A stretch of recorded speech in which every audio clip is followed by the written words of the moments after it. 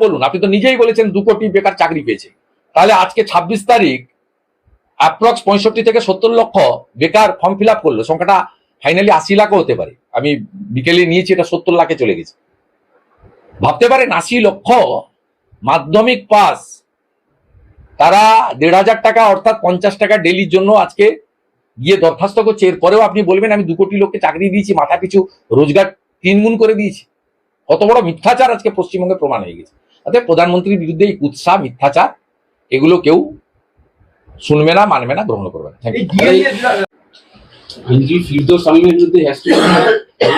খারাপ ব্যবহার করার অভিযোগ দায়ের হয়েছে, সম্পূর্ণ মিথ্যা, সম্পূর্ণ। ওনার রাজনৈতিক মতাদর্শের আমি বিশ্বাসী। উনি সিপিএম বামপন্থী মানসিকতার লোক, কিন্তু উনি প্রতিবাদী, উনি বিরোধী বলেই আমি ব্যক্তিগতভাবে ফেরদৌস সাহেবের সঙ্গে আছি।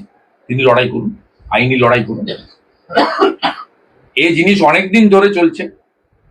সিলদাতে সারের দাম বৃদ্ধি নিয়ে যাকে জেলে ঢুকিয়েছিল, কার্টুন আঁকার জন্য অধ্যাপক অম্বরীশ বাবুকে ঢুকিয়েছিল, সেই থেকে শুরু করে এই যে কালচার, অম্বিকেশ মাহাতো, এই যে কালচার কন্টিনিউ করছে। এই কালচারের শিকার হচ্ছে ফেরদৌস সাহেব। আমি তো প্রত্যেক দিন এই কালচারের শিকার হই।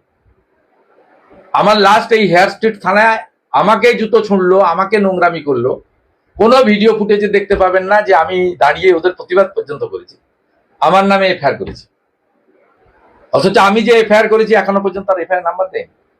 এই কেসটা নিয়ে মমতা ব্যানার্জির 5 বছরে একমাত্র বিরোধী নেতা যার নামে 107টা মামলা হলো।